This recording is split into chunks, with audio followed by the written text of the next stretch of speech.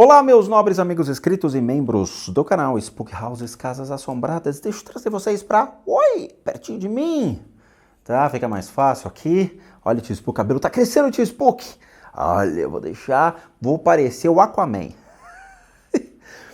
Na minha época tinha um cara chamado Nicholas Marshall, que fazia um seriado na Globo. Eu tô mais pro Nicholas Marshall. Ou o Te Pego Lá Fora, quem assistiu... Te Pego Lá Fora, como é que era o nome do cara? Era o mais temido da escola. Aquele cabeludo. Bom, assistam, Te Pego Lá Fora, que é muito bom esse filme. Muito, muito bom. Mas o assunto agora é um assunto bem complicado. E eu vou fazer até uma análise espiritual, mas a priori isso aqui é só um bate-papo. Muitas pessoas me mandaram mensagem cobrando. Fala do acidente, fala do acidente. É muito triste como nós estamos vivendo em um mundo alienado. E eu vou explicar para vocês. Eu estava fazendo estudo de psicanálise, e a psicanálise, quando começa a entrar agora no século XXI, ela entra saindo do caso de histeria de 1900, agora entrando mais para o caso de alienação, devido também à questão de grupos, como a gente vê na internet, né? A criação de grupos, a psicanálise voltada a essa questão de necessidade de pertencimento. Vamos lá. O que se sabe sobre o atropelamento de jovens em São Caetano? Para aqueles que não sabem, duas jovens com nomes muito próximos, Isabelle e Isabela, foram atropeladas por um estudante que estava postando um racha. A cena foi bem grotesca, bem violenta, tá? E isso aconteceu agora, quarta-feira, dia 9, e que as meninas morreram praticamente na hora, né? É uma judiação. A Isabela e Isabela foram arremessadas a cerca de 50 metros da faixa de pedestres, onde foram atingidas por um veículo. Por conta da violência do impacto, segundo o Corpo de Bombeiros, as jovens tiveram múltiplas fraturas. Câmeras de segurança obtidas, então, mostraram duas mulheres atravessando a avenida na faixa de pedestres, mas com um sinal vermelho para elas. Segundo depois, o automóvel em alta velocidade as atinge quando são arremessadas. Tem um vídeo falando sobre isso, eu não vou mostrar porque acho que todo mundo já viu. Tá? O motorista foi identificado então como um estudante de direito, de 26 anos. 26 anos fazendo faculdade ainda. Em depoimento, o estudante alegou que o semáforo estava verde para o tráfego de veículos e pelo vídeo, sim, estava. Mas o sinal estava entrando então convergindo para a linha amarela, né? Que dava então o atenção, mas o mesmo assim, atenção não significa passe. Atenção é, está mudando, preste atenção para aí sim começar a convergência das vias. Tá? Então estava passando por sinal amarelo no momento do acidente. O boletim de ocorrência diz que o acusado praticou o ato de altíssima periculosidade em via pública e mediante alta velocidade, inquestionável. E diz que havia previsão de possibilidade de provocar algum atropelamento.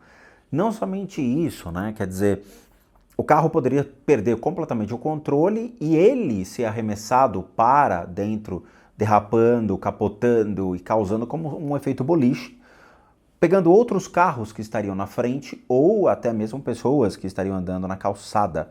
Eu já vi isso pessoalmente acontecer. Então, segundo o boletim de ocorrência e entendimento do delegado, ele estaria fazendo um racha ao menino no momento do acidente. E uma das testemunhas relatou que o outro veículo, de cor branca também, estaria trafegando em alta velocidade junto ao veículo do suspeito. E ele foi encaminhado à delegacia, foi ouvido e foi preso em flagrante por homicídio. Tá? Vai passar por audiência de custódia, mas provavelmente deve permanecer. Ele já carregava, pelo que falaram, várias multas, várias infrações de trânsito, o que gera, então, dentro do princípio do Código Penal, um acúmulo de transgressões, o que piora cada vez mais a situação dele. Tá? Então, dentro, obviamente, da jurisprudência, isso tudo são agravantes, e esses agravantes podem piorar cada vez mais a situação do mesmo. Vamos lá, vamos bater um papo. Pelas imagens, dava para perceber que o sinal estava, então, vermelho para jovens. O que eu falo para vocês é o seguinte, pessoal, por favor, me escutem. Eu, como mero espectador da vida, como todo mundo acaba passando e vendo situações dessa, eu vi muita gente morrendo por desatenção. Quando surgiu o Pokémon GO no Japão, muitas pessoas foram atropeladas por causa de um videogame, um joguinho. Porque eles saíam procurando Pokémon e ficavam olhando no telefone celular e não prestavam atenção nas vias públicas e foram atropelados. No mundo todo, isso também aconteceu, tá? As pessoas perderam completamente a atenção. Hoje, as pessoas não têm a devida atenção nem para atravessar a rua, nem para conduzir um veículo. É sério. Muitas vezes, eu sou um cara que, como eu fiz exército, eu treinei no 8º Batalhão da Polícia do Exército, fiz treinamento militar para poder trabalhar dentro do critério do Airsoft, que foi algo maravilhoso para mim. A atenção sempre foi algo fundamental, tá? No Exército a gente tinha um sistema de atenção chamado coruja, ou corujar, que é você poder olhar para todos os lados e ter noção de tudo o que está acontecendo ao seu redor. Por que eu falo isso? Quando eu pego o carro para dirigir, eu tenho um carro que não anda. Meu carro ele é simplesmente um carro que não é de corrida, é um carro popular, ele é quadradinho, compacto, bruto, mas ele não atinge altas velocidades, de propósito. Eu peguei esse carro propositalmente porque não queria que corresse. Eu queria um carro que fosse mais lento, mas que carregasse carga. Ou seja, é um carro para mim. Muitas vezes, quando eu estou no trânsito, eu vejo pessoas desatentas e isso aconteceu ao longo desse último mês. Estou lá, atento, a pessoa está distraída, vai pegar um negócio, está olhando no telefone celular e você vê o carro dele descendo. Você enfia a mão na buzina, o cara toma um susto. Já aconteceu uma vez de um senhor de idade estar desatento e ele está com o carro na minha frente, ele desceu e bateu no meu carro. Ele desceu e falou, por que o senhor bateu no meu carro? Você fala, o senhor deve estar de brincadeira. A percepção da pessoa no volante é zero. Ela não sabe colocar o ponto morto, ela não sabe puxar o freio de mão, ela não sabe continuar olhando. Ela para o carro para responder uma mensagem no telefone celular, para ficar no Instagram, para ficar olhando para cima, para o teto, para o chão, mas ela não presta atenção no volante. Isso eu tenho visto constantemente. Eu sempre falei isso, se realmente nós tivermos uma obrigatoriedade mais rigorosa do Código de Trânsito, ou seja, as pessoas terem que ir novamente para uma autoescola fazer um teste de volante, você pode ter certeza que 1/3 do Brasil vai ficar sem a carteira de motorista. Jovens como esse, que são naturalmente imprudentes, que não têm a sua ética e moral já estabelecida como deveria, e passa então a sentir-se confrontado com o seu ego narcisista, em olhar para o carro do lado, buzinar e ver que o sinal vai abrir e apostar a racha, são pessoas que não têm ética e moralidade para permanecer numa sociedade. Porque ele não tem noção do veículo, que é uma máquina, que pode destruir vidas, pode acontecer acidente, ele pode perder o controle do veículo por uma questão de adrenalina e se sentir então engrandecido face a tentar vencer o veículo do lado numa corrida de veículos. Isso é um ego narcisista. É simplesmente não ter uma ética e moral e capacidade para conduzir um veículo. O mesmo acontece com uma arma de fogo. Uma arma de fogo gera empoderamento ao indivíduo, dá a ele possibilidade então de ditar regras, de demonstrar que ele é superior ao outro por ter uma arma de fogo. Isso mostra que ele não tem ética nem moral para conduzir, ter a portabilidade de uma arma letal. Não sabe fazer uso e utiliza-se de uma maneira ruim. É assim. Isso são pessoas, então, que sofrem por problemas sérios de transtornos mentais. Sim, são. Sabe, pode ser uma perversidade, pode ser uma neurose, pode ser conflitos narcisísticos do seu próprio eu, pode achar que ele é superior ao outro, violando, então, assim, o seu próprio código de ética e moral. É o id lidando diretamente com o eu ideal, o eu real, o eu narcisístico, essa versão, né, ou uma deturpação da realidade. Não sabe conviver dentro de padrões de uma sociedade. Então correm riscos. O mesmo falo, por exemplo, a senhoras de idade que dirigem veículos.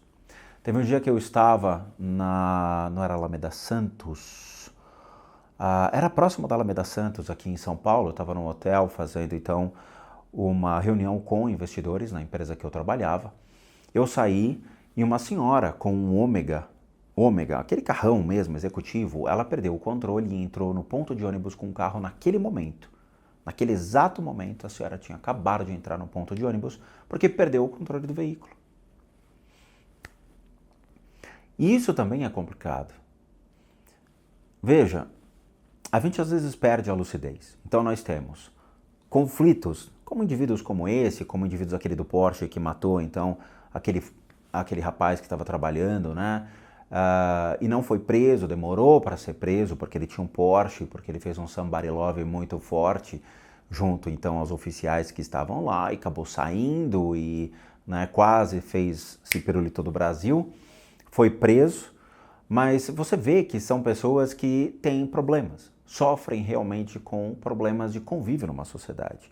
E você tem pessoas que perdem a lucidez quando estão dirigindo, não tem mais o reflexo no volante e que acabam então levando acidentes. Sim, pessoas de idade.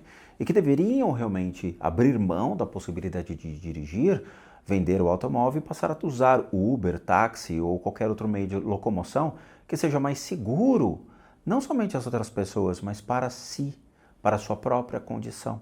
Isso daí não é uma vergonha, mas é sim uma realidade em que a vida nos vai levando. Sobre as meninas, bom, eu vou fazer uma análise espiritual das duas e a gente vai trazer mais apontamentos sobre o que está acontecendo espiritualmente. Mas, de novo, com relação aos jovens, é normal a gente ter uma mente meio alucinada. E não é que alucinada, leia-se, que existem alguns transtornos, mas nós vivemos em um mundo de informação. Nos distraímos com uma frequência monstruosa. E eu mesmo já passei por isso. Eu lembro que quando eu estava fazendo desenvolvimento de jogos em 3D, e eu estava perto da estação Santa Cruz do metrô, eu estava descendo no sentido de Ibirapuera, e aí eu fui atravessar uma rua e eu não vi o sinal. Eu estava pensando nas aulas que eu tinha acabado de ter sobre Autodesk Maya e sobre animação, tendo ideias e tudo mais, e teve uma moça que me segurou, falou: "Ei, olha o farol!" E eu não me liguei, eu estava completamente distraído com a mente ainda na aula. E realmente estava verde para os carros e vermelho para mim. Isso acontece. Mas dentro, obviamente, da nossa realidade sobre a jurisprudência do trânsito hoje, a gente tem que olhar para o lado, para o outro, para cima e para baixo, para poder atravessar uma rua e prestar atenção em tudo. Infelizmente, com as redes sociais, infelizmente com a rapidez da informação, infelizmente com essa alienação da mente das pessoas, nós não prestamos atenção mais em nada. Nós facilmente nos distraímos por qualquer coisa que gere uma informação ou gere cores. É impressionante, eu fico vendo essa questão do Instagram, eu sou absolutamente contra tanto fluxo de informação dessa maneira, mas como as pessoas consomem de uma maneira brutal, girando e observando imagens e selecionando aquilo que querem ver. Eu quero ver isso, não, agora eu não quero, não, agora eu não quero, deixa eu ver, não quero. É um consumo frenético.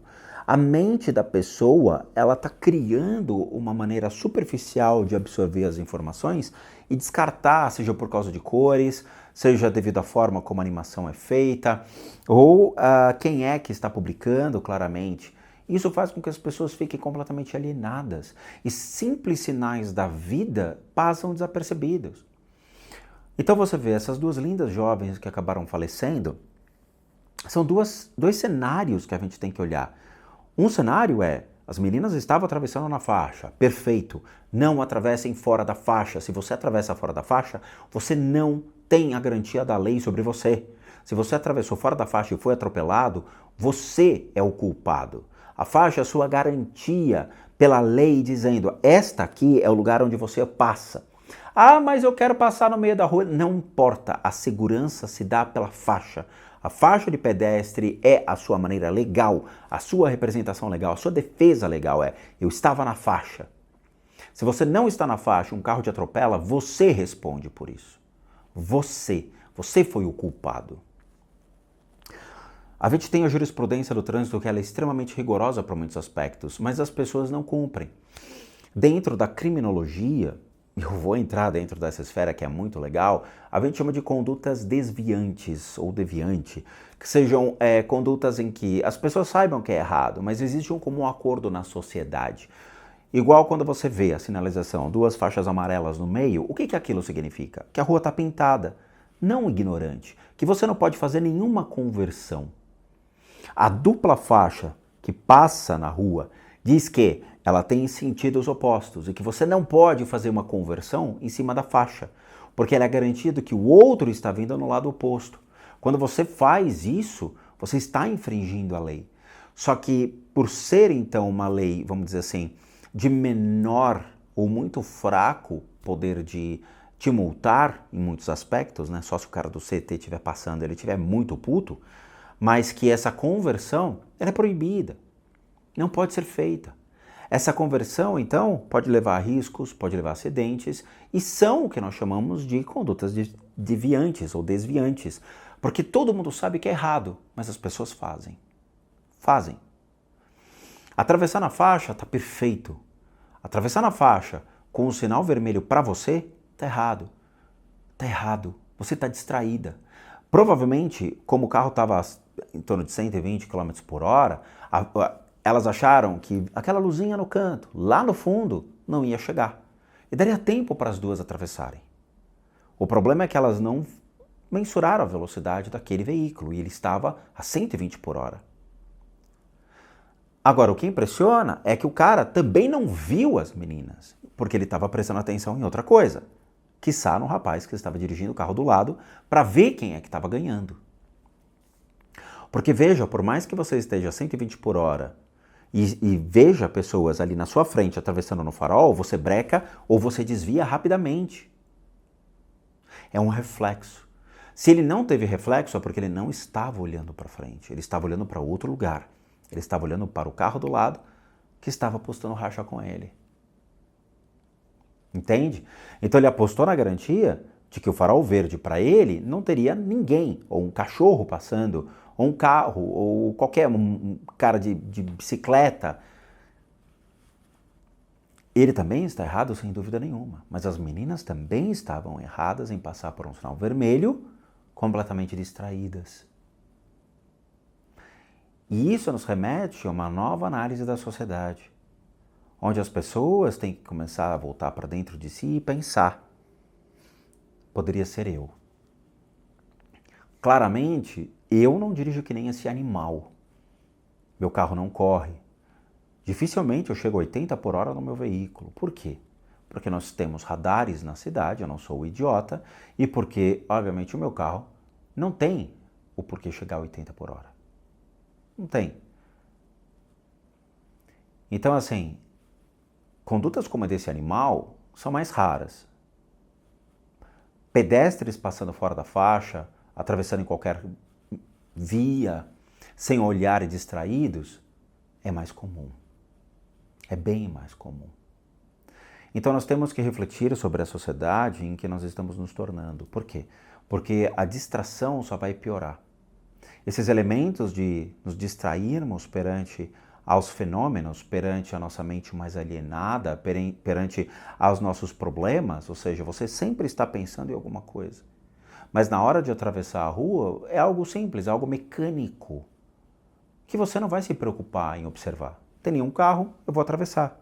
Porém, se a pessoa também está distraída, quem é o ponto mais fraco do elo? Você ou a máquina? E eu fui atropelado aos 14 anos de idade.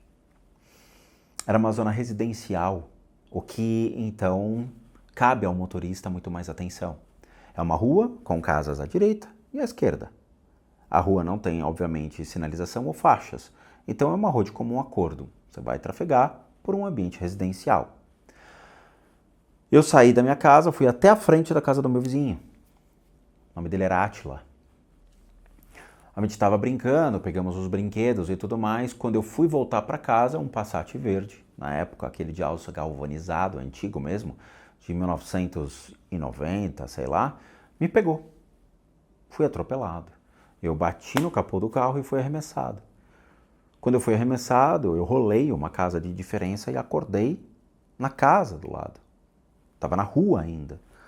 Levantei, não quebrei absolutamente nada a não ser o próprio carro do cara. O capô do cara ficou afundado com a porrada que ele me deu. Mas eu não quebrei nada e não morri. Mas poderia ter morrido pela porrada. Tive a primeira experiência de quase morte naquele dia, como dito na playlist 50 bilhões de fatos sobre mim. Quando eu entrei no túnel branco, eu vi o túnel abrindo, eu lembro do túnel até hoje. Subi, encontrei minha bisavó, coisa que eu nunca, não conhecia minha bisavó, o que provavelmente foi só um devaneio da minha mente, criar um simbolismo da imagem da minha bisavó. E escutei, não é a sua hora, desce. E eu desci, entrei no meu corpo, levantei e nada tinha acontecido. Foi muita sorte ou o início de uma jornada espiritual. Porém, eu falo para vocês, claramente numa zona residencial a culpa é do cara, que desceu a 60, 70 km por hora, sem mensurar, que tinham crianças brincando na rua, e era nítido que tinham crianças brincando. O que eu falo para vocês, então, cabe a todos os indivíduos o máximo de atenção. Uma conduta de ética e moral no volante, sabendo que você tem uma máquina que você pode matar qualquer pessoa. Cabe às pessoas prestarem mais atenção à direita, esquerda, em cima, baixo, vê o farol, largue o telefone celular, largue esta merda chamada de telefone celular. Guarde isso no seu bolso, presta bem atenção. Se você pegar, de novo, as estatísticas do Pokémon GO, quantas pessoas morreram caçando Pokémon por causa de um telefone celular? Tem vídeos no Japão das pessoas sendo atropeladas na internet por causa desse jogo. Porque as pessoas ficaram alienadas com o telefone. Guarde isso no seu bolso, toma vergonha na sua cara, sai de casa e preste atenção na hora de andar na rua. Não fique andando com o telefone andando. Na época surgiu até um aplicativo que ele ligava a câmera e ele mostrava o chão para a pessoa. Enquanto ele escrevia as mensagens, ele escrevia olhando para o chão, porque tinham pessoas que caíam em buracos, tinham pessoas que tropeçavam, caíam na rua. Cara, não custa você ser mais inteligente. Tome muito cuidado, eu falo de coração, guarda o telefone, não usa o telefone na rua. Você vai ser atropelado, você vai cair, você vai se machucar e vai ser assaltado. Vai ser assaltado. Isso aqui foi uma tentativa de assalto, cara. Eu publiquei o vídeo no canal, contei a história, tem um corte aqui. Entende? Por quê? Porque meu celular estava no carro, no painel do carro, eu estava usando o Waze. O cara entrou com tudo, estilhaçou em cima de mim. Então eu falo para vocês, tenham mais atenção, por favor. Eu vou fazer análise do menino, do caso das meninas, porque aconteceu um negócio espiritual e a gente vai discutir sobre isso no próximo vídeo. Reflitam muito sobre para onde está indo a sociedade. A alienação, a distração, o foco em outras coisas e deixando as coisas mais simples, mais mecânicas, mas que podem acarretar na perda da sua vida. E claramente, nem discuto o princípio de ética e moral desses imbecis, cretinos e vagabundos que pegam o carro e acham que podem apostar racha simplesmente por causa do seu narcisismo em achar que é melhor que alguém. E curiosamente, a faculdade de Direito deveria começar a dar aula mais de ética e moral aos seus estudantes.